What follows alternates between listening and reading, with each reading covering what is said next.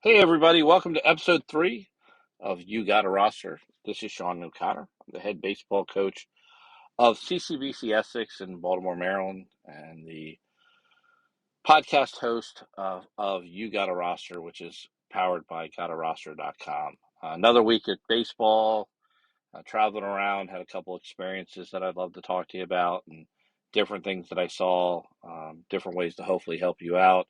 Was at a showcase this weekend, 10 rosters.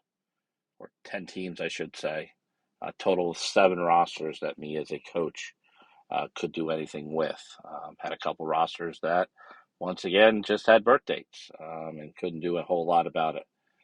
GotARoster.com is a platform. You can easily do it. It's free to coaches, free to players.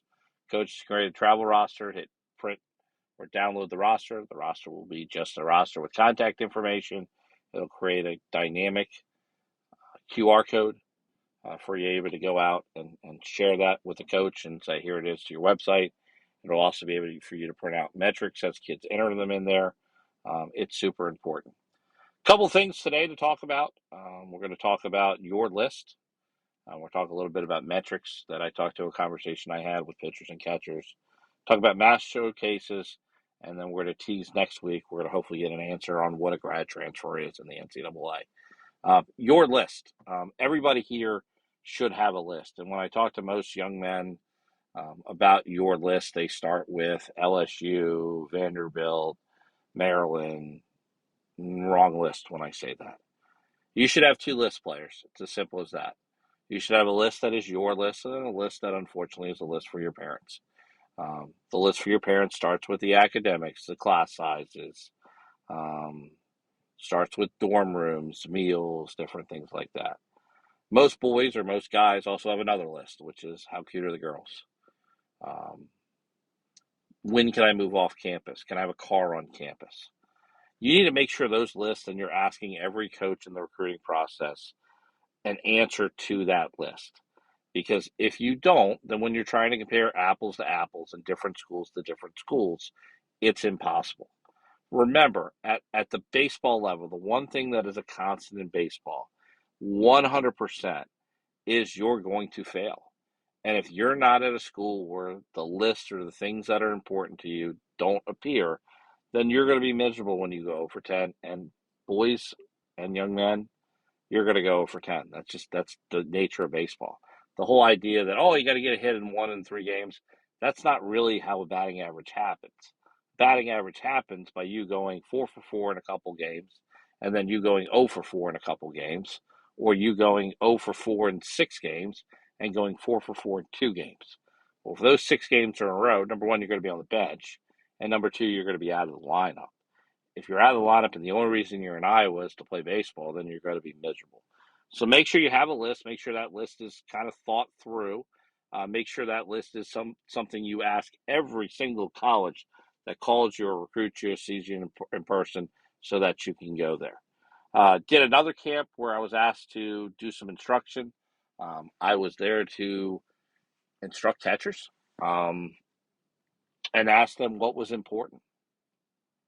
What do college coaches look for in catchers? And of course, they said the same thing: the pop time, and they talk about their pop time. Hey, look at the major league average. The best pop time in the world is 1.78. The guy for the Phillies, I think he's the best in the world still on the major league numbers that are out there. Don't tell me a high school kid's a 1.8 or a 1.9. He's the best in the world. He's a professional. He's better than your pop time. What he also is he's at the bag. So working on being accurate as opposed to being fast. Work on receiving baseballs. If we go to robot umpires, which we might do you think there could be a time where if you drop a ball as a catcher, that it's a ball? If we go to robot umpires, is there a need to frame anything? The game's happening, the game's changing. Understand it's going to happen in a scenario. What's the most important thing for you as a catcher to be able to do? It's really simple. It's offensive things.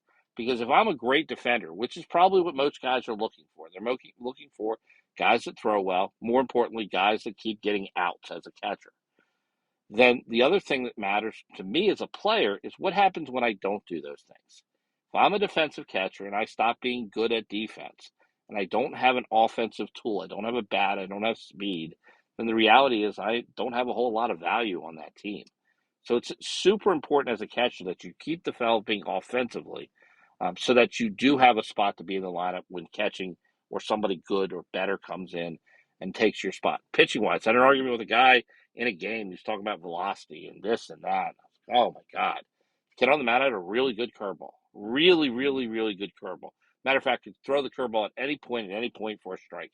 3-1, 3-0, 0-2, 1-0, 0-0. And I said to him, the kid sat 81, 82, and the one dad in the stands is like, oh, this kid won't pitch at any level. And I said, well, honestly, I disagree with you.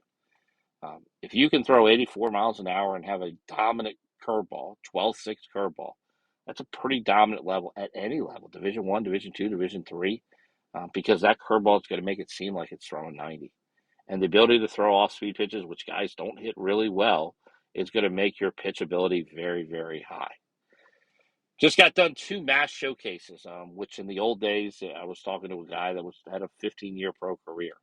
And I, explained the process and this and that. And this was his kind of first thing that he ever did. There's 170 some kids there. There were a lot of coaches there.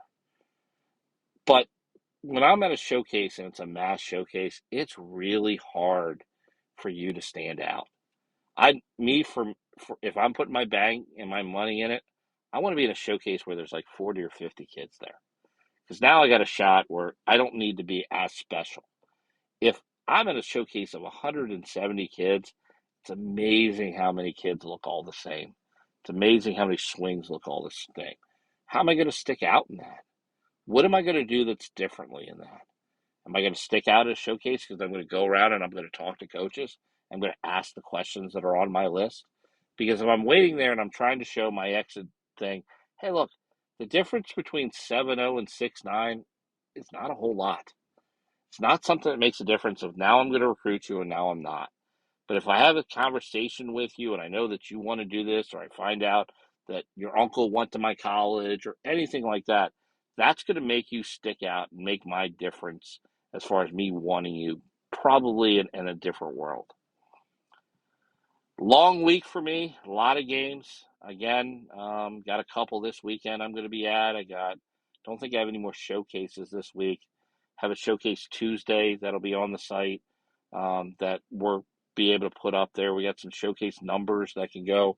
Remember, if you're a player at Got a Roster, update your player metrics. It's free. If you log in, and you make sure that you've opened your account, then colleges can search your information. If you don't open it, it's not a spam material. They don't put it where college coaches, a regular person can search it. The college coaches can add you to their board, and they can add notes about you and do all that stuff, even if you haven't logged in or accepted your account. But nobody else can. So it's definitely the way to protect you so that you're not getting spam emails and you're not getting anything, that's going to make that kind of harder than it needs to be, because there's so much out there. You get so many emails, that happen, in the come to my camp, do this. Um, we probably had close to 70 colleges in the past 2 or 3 days that I've been around.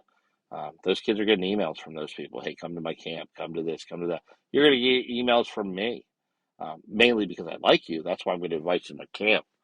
I'm not looking at to make money. I'm looking to get a better look at you and make you see my campus, and different things like that. Last tease, and again, we try to keep these under 15 minutes. So, I mean, obviously, I'm pretty good on track here in this. Um, is the grad transfer? If you're watching the College World Series right now, please understand that you're watching Double A baseball. When you're watching 23 and 24-year-old guys and all that you're seeing, you're watching a whole new premise. Now, the tease I'm going to have you is the fight I had with guys or somebody this week about what a grad transfer was and what the benefits as far as what you can do and what you can't do. Can you get an extra year if you're a grad transfer? What do you have to do? Where can you go? And all that stuff. So I'm going to talk a little bit. I'm going to get my research, make sure I'm right. And I think I am right. I'm going to make sure I get everything out there. And in next week's podcast, I'm going to talk a little about the grad transfer, what you can, what you can't do. But as you're watching the College World Series, which is what I would do if I'm a college player, just to see that level of baseball, it's baseball being played at such a very high level. It really is. Because you got to realize that 10, 15 years ago, or not even that much, maybe 5 years ago, all these kids that are playing right now would have been playing minor league baseball.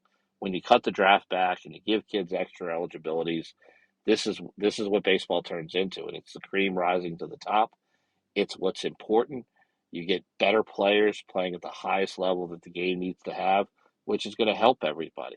It's going to make the game better. Now, I get it. Kids are getting hurt in the transfer portal. Kids are being asked to leave quickly.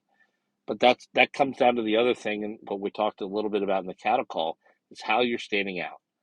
My advice to young players, very simply, dominate the level you're at. Same advice I would have to college coaches or young college coaches. Dominate the level that you're at so that you can get to the next level. Don't just be as good as, or just be there. Be the best player that you can be, and or the best coach that you can be in that moment, and give it to yourself no doubt that you're the next guy, that you're the guy that somebody can have. Again, Sean O'Connor, Twitter account, coach underscore OC. Website that this podcast is a part of. It's gotaroster.com. Love to hear feedback. We're now on iTunes, so please give a review. Let us know about that. Obviously, we're on Twitter. We're on YouTube, where you can follow us in that thing, and obviously Spotify, which is the person that does the recording of that. Again, Sean O'Connor for episode 3. Hope to be back next week and talk, obviously, about the grad transfer and all the things that are in college baseball. Have a good day.